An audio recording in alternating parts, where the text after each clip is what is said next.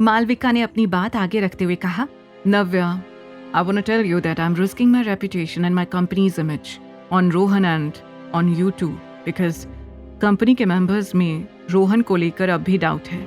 अगर कुछ भी होता है तो उसके लिए मैं ही रिस्पॉन्सिबल रहूंगी। अब मेरी रेपुटेशन तुम्हारे हाथ में है। कहते हुए मालविका ने नव्या और रोहन को एक उम्मीद भरी नजर से देखा। नव्या ने भी कॉन्फिडेंस के साथ मालविका से कहा, don't worry, will not disappoint you. हम हमारा बेस्ट देने की कोशिश करेंगे। मैं वादा करती हूँ कि ये कॉन्ट्रैक्ट हम सबके लिए बेस्ट साबित होगा और जल्दी ही लव एंड हेट 2 के साथ रोहन की पॉपुलैरिटी भी और बढ़ जाएगी। नव्या जानती थी कि रोहन की पॉपुलैरिटी अभी इतनी नहीं थी जितनी फ्लोटिंग स्टार अपने ब्रांड एम्बेसडर के लिए चाहते थे। मालविका अब रोहन और नव्या को लेकर कॉन्फिडेंट फील कर रही थी। वो जानती थी कि इस प्रोजेक्ट के लिए वो लोग बेस्ट साबित होंगे। मालविका अपने डिसीजन से सैटिस्फाइड थी। उसने नव्या और रोहन को देखकर स्माइल करते हुए कहा, I'd like to work with both of you. Definitely, Rohan को इस प्रोजेक्ट में लेकर आपको बिल्कुल रिग्रेट नहीं होगा।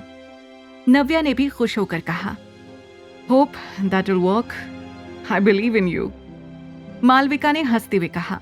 सारी बातें होने के बाद मालविका ने अग्रीमेंट के बारे में दोनों को बताया और कंपनी के फाइनेंशियल एस्पेक्ट्स के बारे में डिस्कस किया। मालविका ने बताया कि कॉन्ट्रैक्ट साइन करने से पहले हमें रोहन के कुछ टेस्ट शॉट्स लेने होंगे जो कि यहीं कंपनी के स्टूडियो में शूट होंगे। जब रोहन और नव्या शूट के लिए स्टूडियो जाने लगे तो नव्या ने उससे धीरे से कहा, Rohan, I am proud of you. जाओ और अच्छे से टेस्ट शॉट देकर आओ। Definitely ma'am, thank you so much. Rohan बहुत कॉन्फिडेंट लग रहा था। रोहन और नव्या स्टूडियो में पहुंच गए थे। सभी लोग रोहन को ही देख रहे थे क्योंकि रोहन को लेकर सभी के मन में ये डाउट था कि वो कंपनी के ब्रांड प्रमोशन के लिए सही चॉइस था या नहीं। सब अब ये देखना चाहते थे कि फाइनल रिजल्ट क्या होगा। लेकिन जब मालविका ने अप्रूवल दे दिया तो कंपनी के सभी लोगों को उसके साथ सहमत होना ही पड़ा और फिर सबको ये लगने लगा कि रोहन उनके लिए बहुत बेनिफिशियल साबित होगा। अब तुम कॉन्ट्रैक्ट साइन कर सकते हो, मालविका ने कॉन्ट्रैक्ट पेपर देते हुए कहा। कॉन्ट्रैक्ट साइन करने के बाद जब नव्या बाहर आई तो कॉन्ट्रैक्ट पेपर को अपने हाथ में देखकर बहुत खुश हुई। उसने कॉन्ट्रैक्ट पाने के लिए बहुत एफर्ट्स किए थे और फाइनली रोहन अब फ्लोटिंग स्टार कंपनी का ब्रांड एम्बेसडर बनने वाला था। नव्या ने कॉन्ट्रैक्ट के लिए इतनी मेहनत इसलिए की थी क्योंकि उसे रोहन के टैलेंट पर पूरा भरोसा था। Rohan, you are a champion. तुमने आज कमाल कर दिया, उसने खुशी से झूमते हुए रोहन से कहा।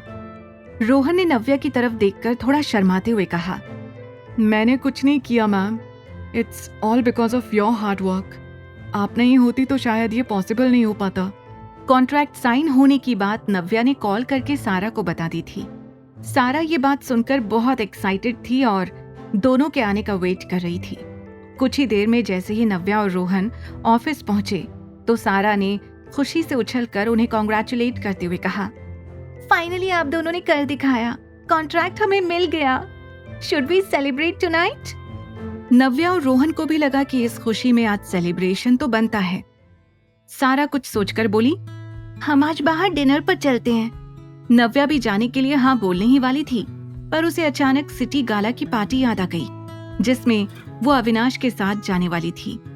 वो सारा और रोहन को मना नहीं करना चाहती थी पर उसका अविनाश के साथ जाना भी जरूरी था।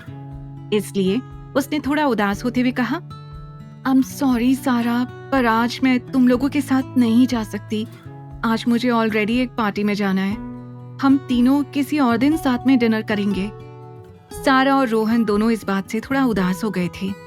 तभी नव्या ने उनसे कहा, आज तुम दोनों क्यों नहीं जाते डिनर के लिए? सारा को नव्या के डिनर पर ना चलने का बुरा तो लग रहा था पर वो रोहन के साथ डिनर पर जाने के लिए एक्साइटेड भी थी। आगे की कहानी जानने के लिए देखिए अगला एपिसोड सिर्फ पॉकेट एफएम के YouTube चैनल पर और द रिटर्न के सारे एपिसोड्स को सुनने के लिए डिस्क्रिप्शन में दी लिंक से डाउनलोड करें पॉकेट एफएम ऐप।